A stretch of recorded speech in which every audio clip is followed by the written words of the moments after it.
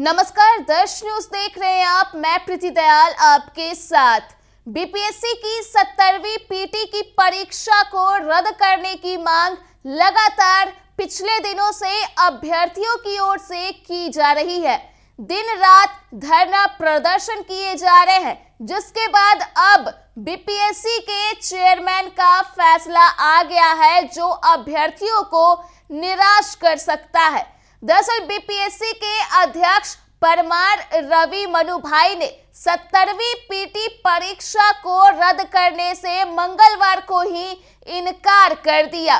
परीक्षा प्रश्न पत्र लीक के आरोप को लेकर विवादों में है। हालांकि मनुभाई ने यह स्पष्ट किया है कि बीपीएससी उन उम्मीदवारों की पुनः परीक्षा कराने जा रहा है जिन्हें 13 दिसंबर को बापू परीक्षा केंद्र आवंटित किया गया था, और कहा कि पुनः परीक्षा 4 जनवरी 2025 को आयोजित की जाएगी। बता दें कि बीपीएससी ने हाल ही में पटना के कुम्हरार इलाके में स्थित बापू परीक्षा केंद्र में आयोजित सीसीई की प्रारंभिक परीक्षा रद्द कर दी थी, जहां 13 दिसंबर को उम्मीदवारों द्वारा किए गए हंगामे के बाद ड्यूटी पर मौजूद एक अधिकारी की दिल का दौरा पड़ने से मौत हो गई थी।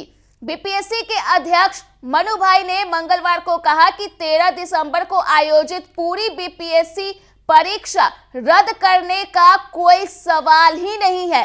बीपीएससी ने बापू परीक्षा परिसर केंद्र पर आयोजित प्रारंभिक परीक्षा को केवल इसलिए रद्द करने का फैसला किया है क्योंकि परीक्षा को बाधित करने की साजिश के तहत कुछ उपद्रवी उम्मीदवारों ने व्यवधान उत्पन्न किया था। पुनर्परीक्षा 4 जनवरी को शहर के किसी अन्य केंद्र पर होगी। उन्होंने यह भी बताया कि 4 जनवरी की परीक्षा में करीब 12,000 अभ्यर्थी शामिल होंगे। बीपीएससी ने 34 अभ्यर्थियों को कारण बताओ नोटिस भी जारी किया है, जो 13 दिसंबर को बापू परीक्षा केंद्र पर कथित तौर पर व्यवधान पैदा करने में शामिल थे। बीपीएससी अध्यक्ष ने कहा कि सभी 34 छात्रों को 26 दिसंबर तक कारण बताओ नोटिस का जवाब देने को कहा गया है। आयोग उनके जवाबों की जांच करेगा और उसके बाद उचित निर्णय लेगा। जो लोग अपना जवाब देने में विफल रहते हैं, उनके मामले में आयोग अपने पास उपलब्ध साक्ष्यों के आधार पर निर्णय लेगा। वहीं अभ्यर्थियों का एक समूह राज्य में 13 दिसंबर को आयोजित बीपीएससी की पूरी परीक्षा को रद्द करने की मांग कर रहा है। वे पिछले 4-5 दिनों से गर्दनी बाग में धरने पर बैठे हैं। प्रदर्शनकारियों का कहना है कि सिर्फ एक केंद्र के लिए दोबारा परीक्षा कराना समान अवसर के सिद्धांत के खिलाफ होगा। इधर पूर्णिया के निर्दलीय सांसद राजेश रंजन उर्फ पप्पू यादव पहले से ही धरना स्थल का दौरा कर चुके हैं और आंदोलन को अपना समर्थन देने की घोषणा कर चुके हैं।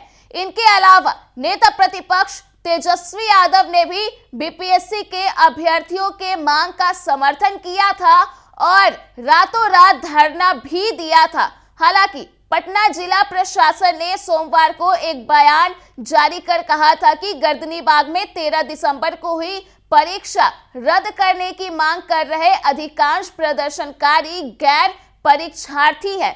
सोमवार शाम को उनमें से कुछ ने कथित तौर पर गर्दनी बाग अस्पताल में प्रवेश किया, चिकित्सा कर्मचारियों को परेशान किया और संपत्ति को नुकसान पहुंचाया। विरोध प्रदर्शन में शामिल 3 लोग पूर्वी चंपारण के राहुल कुमार, वैशाली के आशुतोष आनंद और सुजीत उर्फ सुनामी गुरु का वर्तमान में पीएमसीएच में इलाज किया जा रहा है। इस बीच पटना पुलिस ने 13 दिसंबर को बापू परीक्षा केंद्र में आयोजित बीपीएससी प्रारंभिक परीक्षा के दौरान अराजकता उत्पन्न करने के आरोप में 2 लोगों को गिरफ्तार किया। पटना के पुलिस अधीक्षक शुभांक मिश्रा ने संवाददाताओं को बताया कि बीपीएससी परीक्षा के दौरान कुछ परीक्षार्थियों द्वारा व्यवधान पैदा करने के संबंध में 14 दिसंबर को अगमकुआं थाने में मामला दर्ज किया गया था। तकनीकी जांच और केंद्र पर लगे 11 कैमरों की फुटेज के आधार पर हमने अश्विनी कुमार और मोहम्मद फयाज की पहचान की। और उन्हें गिरफ्तार किया। एसपी ने कहा कि फुटेज में दोनों को स्पष्ट रूप से परीक्षा हॉल से प्रश्न पत्र लेकर निकलते और दूसरों को प्रश्न पत्र जमा न करने के लिए उकसाते हुए देखा गया, जिससे परीक्षा रद्द होने की अफवाह फैल गई। ऐसे में अब जब परीक्षा रद्द नहीं करने का फैसला बीपीएससी के चेयरमैन ने सुना दिया है, तो आगे बीपीएससी के अभ्यर्थियों का रुख क्या होगा यह देखना होगा। तो फिलहाल के लिए इस खबर में इतना ही। अगर आपने अभी तक हमारे YouTube चैनल को सब्सक्राइब नहीं किया है तो इसे जल्द सब्सक्राइब कर दें। इसके साथ ही अगर ये वीडियो फेसबुक के माध्यम से देख रहे हैं तो पेज को लाइक करना ना भूलें।